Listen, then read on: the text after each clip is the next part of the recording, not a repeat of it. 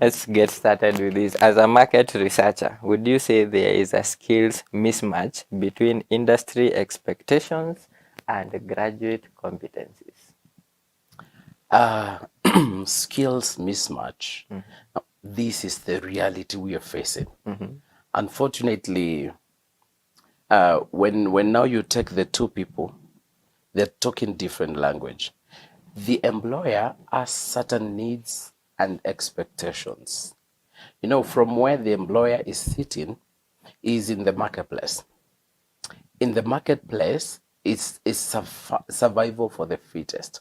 How does the employer survive in the marketplace? The employer, of course, is running an organization. This organization is surviving because of competition at the platform of quality, at the platform of time, and the platform of cost. Three major issues.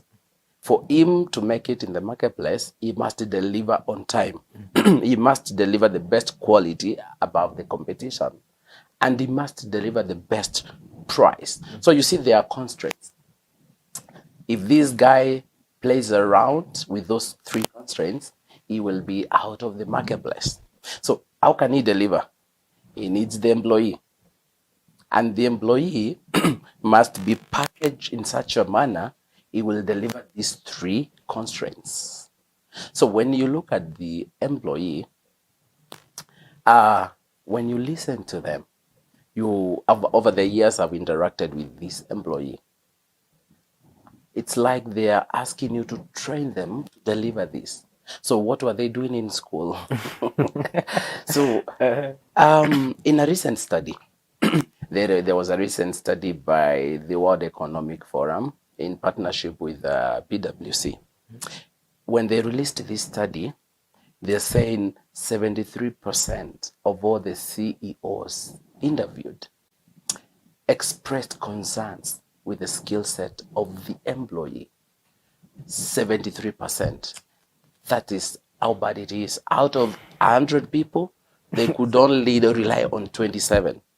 73% are not fit for the employer. Now, those are the statistics. So if Eric, you were to sit me down here to interview me for a role in this studio, I will come and tell you I have a degree on mass communication. You tell me, okay, Felix, put it here. Thank you. That's good. Now let's talk. And you start asking me questions. And I know you'll focus on 7 key competencies. These 7 areas are like the bare minimum you want to pick from me. Top. The first one would be communication abilities. Can you demonstrate communication abilities? Why communication? Communication is both spoken and both written. So in my journey, I've discovered when you're dealing with graduates, even the written communication, they need to be trained. Email etiquette, writing proposals. When we talk about communication to persuade, when you're speaking, can you articulate yourself in a manner you can convince the customer? You can convince the suppliers. You can convince the government. You can convince all stakeholders who are running an organization. Communication is key. So I found that area quite wanted with our graduates. I'm not sure whether this is a skill they can pick from school or it needs self-training. Number 2, you will be interested to know, do I have critical thinking abilities? I will tell you why. Because the market is quite a brutal place. This problem you're solving are quite complex. It needs critical thinking abilities. It is not a straight line. You know, students think it's a plug and play. You come and you start walking. It's not a straight line. It's you need to think. You know, when we say critical thinking, we normally talk about 6 questions. Can you answer the why? Can you address the what? Can you address the where? Can you address the when? And who? And how? We call it 5W, 1H. Now, that is critical thinking. Everyone must be analytical. not to look at things at the face value. Going to the third one, we will ask, can you demonstrate abilities for accountability? Accountability is like very important in the marketplace. I give you expectations. Are you accountable to deliver? Accountability abilities. That was not taught in school. Number 4, we want to know whether can you demonstrate abilities to create relationships?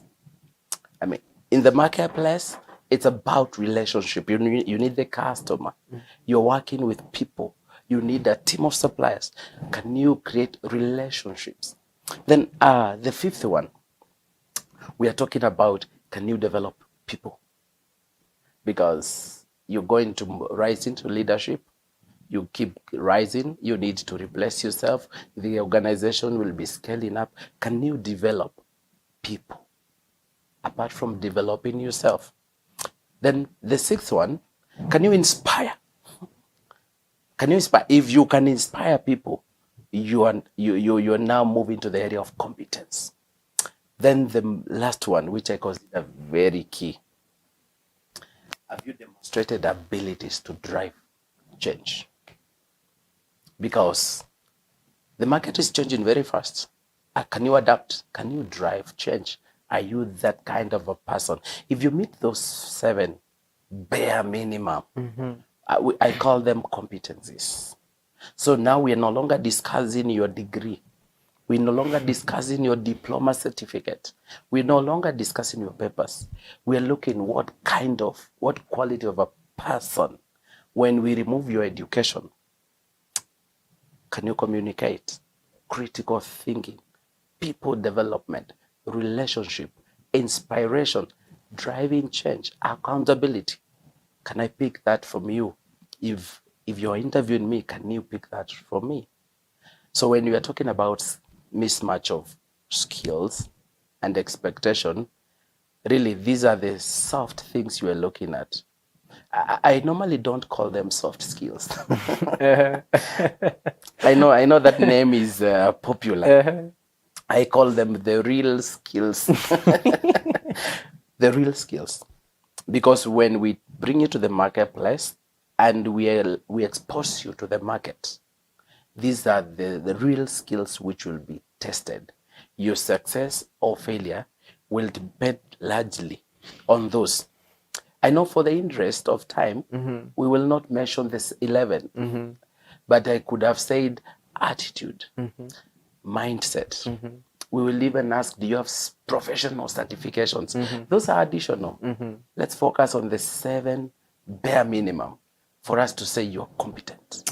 Would you say the 7 what is making the students that were not academic smart to surpass the academics smart students? We've seen scenarios of people that did not perform well in schools employing the A students. You realize most of these, they are very excellent in communication. Talk about relationships, building relationships.